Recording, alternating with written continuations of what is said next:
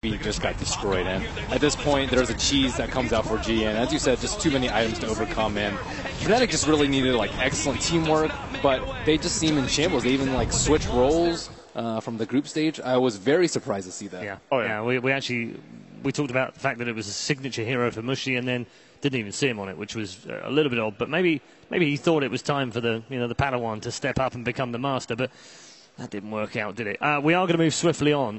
So we're going to move on to our final game. We're going to get into that very shortly. Invictus Gaming versus MVP. Hot 6, of course. Hot 6 coming into this as the second part of the MVP duo, but without a win from the group stage. We're going to start things off with a look at Invictus Gaming. You should know them and love them by now, of course. Former champions. And who else are we going to talk to other than Ferrari? 第一次见430的时候，就觉得这个人有点疯狂吧，每天都在打，就是他也没玩别的，就一直在练，一直在打。我觉得430他首先对自己从来不会降低要求，他不会乱看网页什么的，就是我觉得 IG 最强的地方在于我们能适应所有的战术，因为 基本上所有的英雄我们都会去用，都会去尝试所有的套路，我们都可以去复制它，然后去学习它。我觉得430这5年一直在 IG 打，是我挺佩服的吧，因为很多职业选手都是这么多年就是一直保持一个很好的竞技状态吧。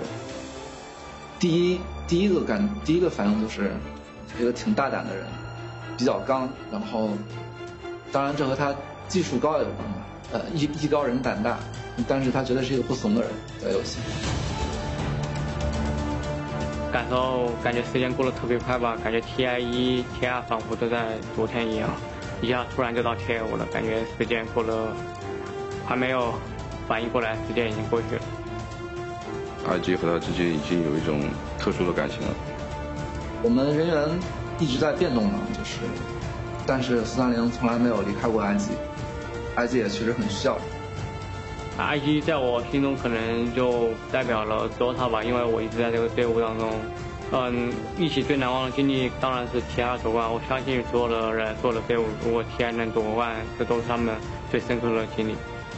兄弟啊，这个 TI 是打一届少一届，希望我们今年能够打漂亮一点，然后继续一起并肩作战吧，这样。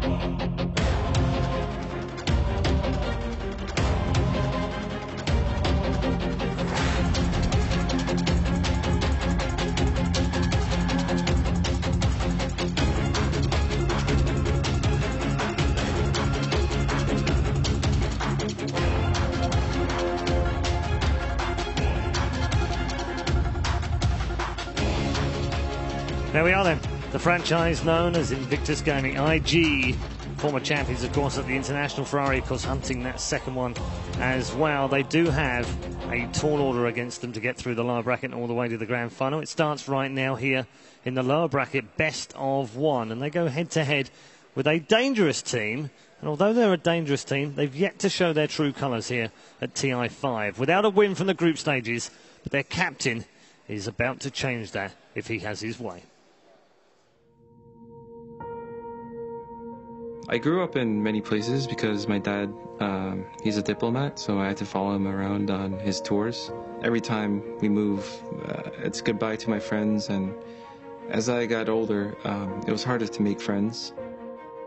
I started playing games at the age of 8 or 9. Our country had one of the first esports scene in the world, and even as a kid, there were professional gamers who were making big bucks and getting a lot of airtime, and the more and more I tried, the more and more it seemed like I could be one of those people.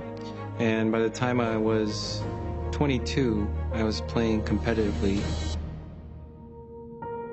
At the age of 24 is when I was called to the army service. It was hard for me as a gamer because I thought I was playing the best just before I had to go into the military. So after I was done with the military, I spent the following years trying to recover from my absence of gaming. It was kind of like recovering from an injury.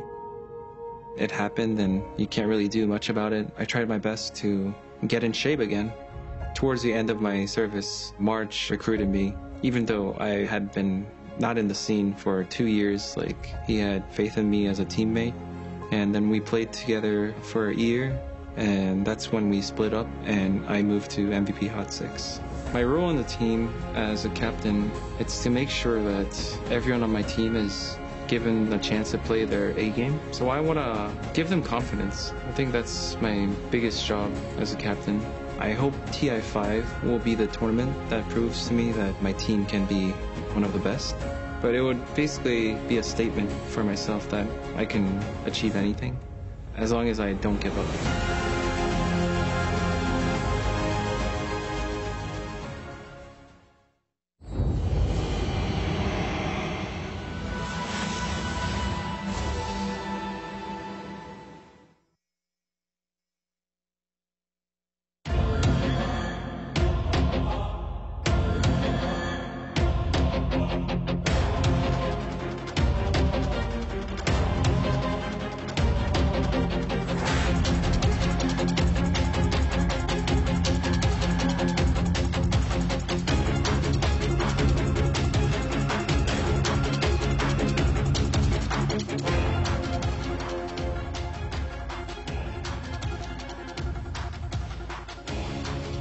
There we are then.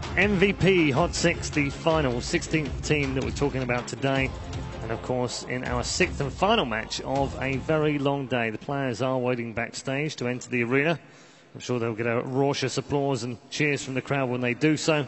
And they'll go head to head with a former champion in the form of Ferrari and Co in IG. So, big game for both these two teams, as we've said many times before. On these best of ones, they've proved to be exactly what they thought would be. We've seen some spectacular play, very exciting, and also we've seen a bit of a crush actually from Virtus Pro as well.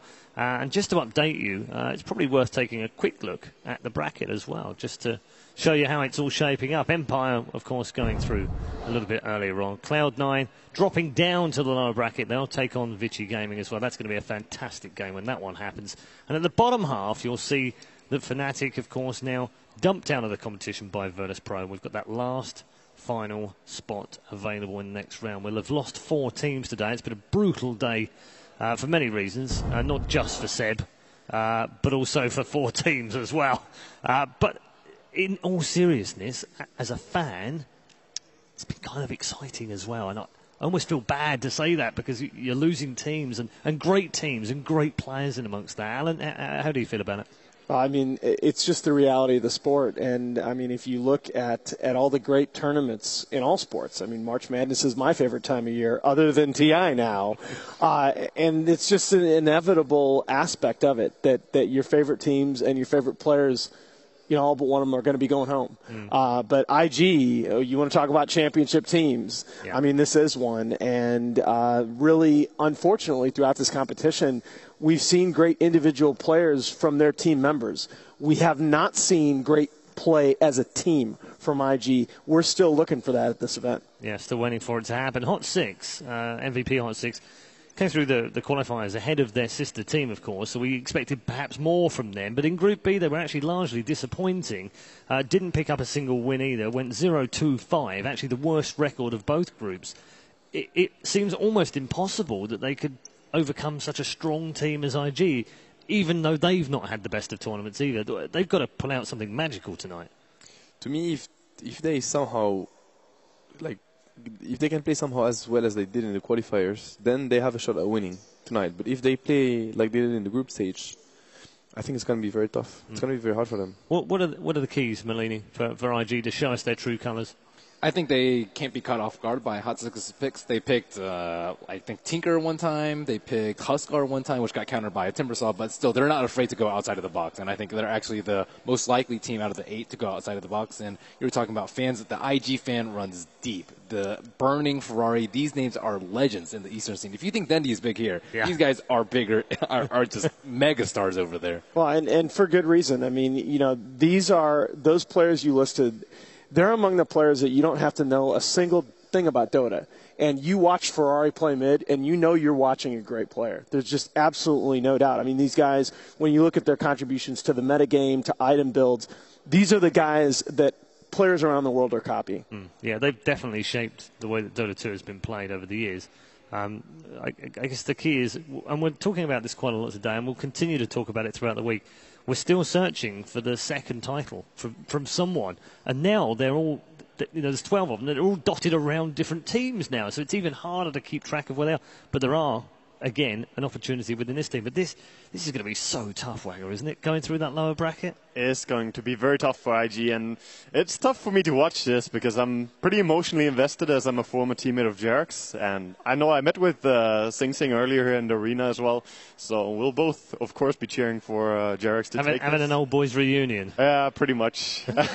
No, I hope for MVP Hot 6 to pull out the play, as Sebastian said, from the qualifiers. They looked strong back then, and in the group stage they struggled. And by the way, Jarek's has actually played really, really well. Like, he's had some very nice games. And despite the lumps that they've taken, he's among the leaders in assists per 35 minutes, both in the qualifiers and in the group phase. I feel like actually he and Heen have played well enough for this team to win, but their core play has been really inconsistent. Sunbee's had some really, really rough games, and sort of the big plays from Forev that we saw in the qualifiers just haven't been there. What's been the biggest difference for you, Wagger, between, you know, what looked like a strong team?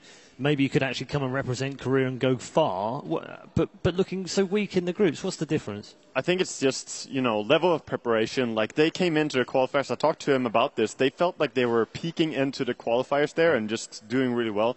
And a lot has changed since then. It's a completely different game just looking back to the C qualifiers and now.